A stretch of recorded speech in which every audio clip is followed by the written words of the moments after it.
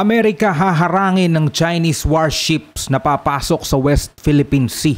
Huwag gumawa ng pagsisisihan ito. Yan ang title mga tol ng ating bibigyan ng reaction for today. Ito yung mula kay RC Learns yan. Kung nakikita ninyo mga kapatid, huwag mong kakalimutan na mag-subscribe sa kanyang YouTube channel kung trip mo yung mga balitang tungkol sa West Philippine Sea. At syempre kung gusto mo rin naman yung mga ganitong klaseng reaction video mga tol, kung saan ay binibigyan natin ng commentary, opinion, kritisismo, ang mga videong napapanood natin mga kapatid at pwede tayong mag-usap-usap pagkwentuhan sa comment section, huwag mong kalimutan na mag-subscribe. Click mo na rin ang notification bell para ma-update ka pag may bago tayong video. Huwag na natin patagalin to. Total, wala na rin naman tayong hinihintay na. Panoorin na natin to mga tol.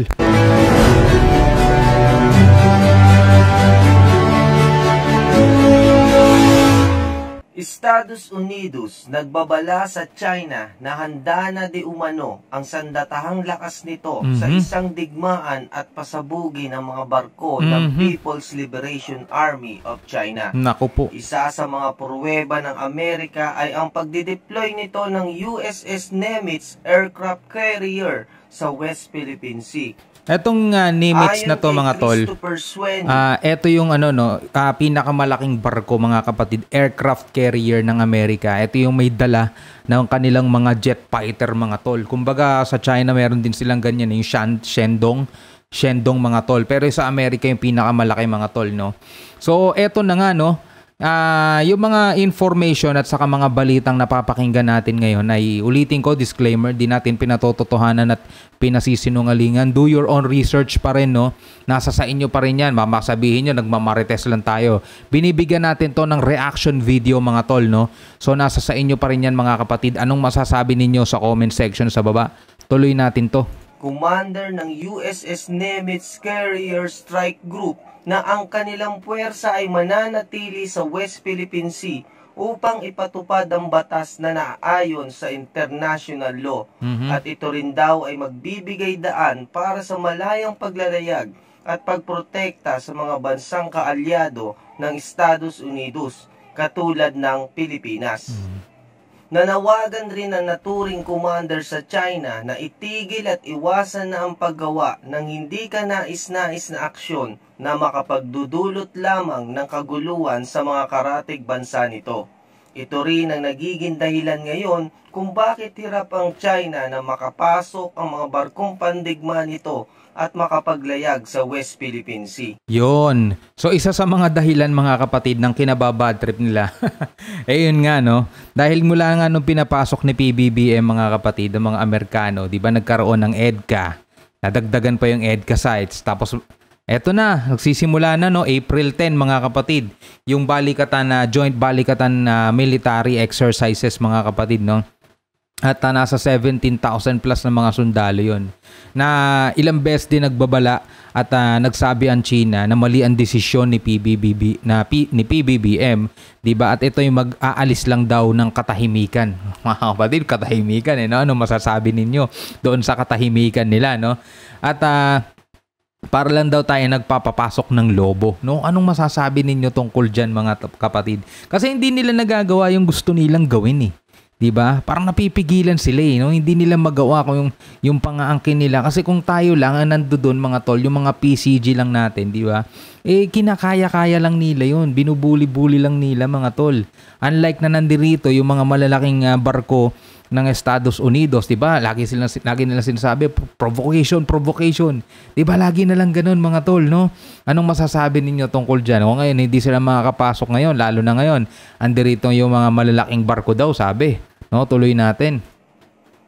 Maraming close encounter na rin ang naganap sa pagitan ng China at USS Nimitz Strike Group habang sila ay nagsasagawa ng operasyon sa naturang karagatan. Sinusubukan di umano ng People's Liberation Army of China na ito ay pigilan, ngunit sa lahat ng insidente ay bigo ang China na paalisin ang US Aircraft Carrier Strike Group sa tinatawag nilang teritoryo. Nakaposisyon at handa na di umano ang mga barko ng United States sa karagatang inaangkin at sinasakop ng buo ng China. Ang USS Nimitz ay nangako na palaging magbabantay upang pigilan ang claims ng China sa karagatan. Yun. Kasama ng USS Nimitz aircraft carrier ang Destroyer Squadron 9 ng US Navy na Lalakas nun. binubuo ng 5 guided missile destroyers. Mhm. Habang sa deck o ibabaw naman na naturing carrier ay nakaabang ang mga killer fighter jets ng Amerika at walang katulad na FA-80 Super Hornets, kasama na dyan ang mga Seahawk helicopters. Mayroon rin joint patrol ang nasabing carrier kasama ang ating PCG at Philippine Navy sa West Philippine Sea. Pero alam nyo mga tol, no, meron sabi-sabi, hindi ko alam kung ito'y totoo, no, na hindi daw ang West Philippine Sea o yung agawan ng teritoryo ng Pilipinas at China ang posibleng pagsimulan daw ng digmaan, mga tol. Ito ay sabi-sabi lang naman, no. Ang posibleng pagsimulan daw ng digmaan talaga, mga tol, ay kapag sinugod ng China ang Taiwan. Kasi talagang gagalaw at gagalaw daw ang US doon. Dahil nga doon sa pinoprotektahan ng Amerika ang Taiwan. Dahil meron silang napakahalagang interest doon. No? Kasi dito sa West Philippine Sea, kaya lang naman sila nangingialam dito dahil ayaw nilang mas lumaki pa yung nasasakop, mga tol, ng China. Kasi nga kung papayagan nila ang China na sakupin ng West Philippine Sea o sakupin ng mga teritoryo ng Pilipinas, siguradong magtatayo sila ng mga isla dyan. Magtatayo sila ng mga base nila dyan hanggang sa lumaki at wala na silang mapupuntahan. Pero ang isa sa mga iniingatan talaga ng Amerika daw na wag masakop ng China is yung Taiwan nga. Dahil nga doon sa isang napakahalagang produkto, nasa Taiwan lang daw nagmumula, no? Ito'y ginagamit lalong-lalo na ng mga advanced na military technology ngayon. Siyempre, pag yun na inapa sa kamay ng China, yari, mas magiging malakas talaga sila, no? No match na siguro ang Amerika dyan. At tama rin yun, yung mga sinabi ng mga nag-comment dito. Kapag tayo sinakop ng Amerika, siyempre, unang-una magiging komunistang bansa na tayo. 'Di ba? Mawawala na rin daw ang Kristyanismo. Dahil nga doon, 'di ba, pinagbabawal, may mga time na pinalitan na nila Bible doon, 'di ba? Gusto niyo bang mangyari 'yon, mga tol? 'Di ba? Gusto niyo bang mangyari 'yon? Kaya kahit papaano, no, thankful na rin tayo at nandito may sumusuporta sa ating bansa, mga tol, no? Tuloy natin 'to. Ito ang nagiging pahirap sa mga incheck ngayon kung bakit madalang na ngayon ang pagpasok ng mga Chinese Coast Guard at warships sa West Philippine Sea. Hindi rin ito magawang mapaalis ng China sa sinasabi nilang teritoryo. Sa 9-dash line claim kasi ng China ay sinasabi nila na sila ang may... Grabe, tignan nyo. Yan, no, South China Sea. Sa atin, tinatawag natin yung West Philippine Sea. Yan, no, ganito kalaki yung sinakop nila. Spratly, Paracel Island, di ba?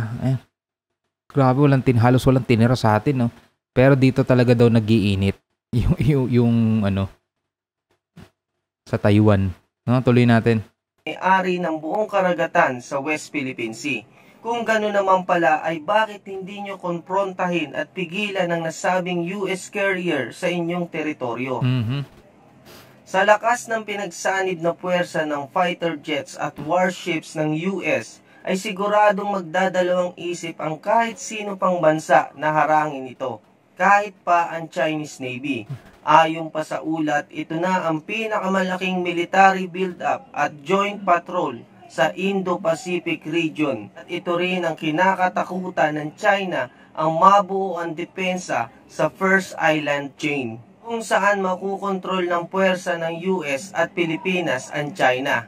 Lalo sa panahon ng digmaan kung saan ang Philippine waters ang pinakaligtas at natatanging daan ng China upang ito ay makapanakop ng mga bansa katulad ng Taiwan. Ano sa palagay nyo, mga ka-RC, ang matapang na babala at matinding pagbabantay na ginagawa ng United States of America laban sa China? Huwag nyo kalimutan i-comment yan sa baba para ito ay ating mapag-usapan hanggang sa muli. God always be with us. See you.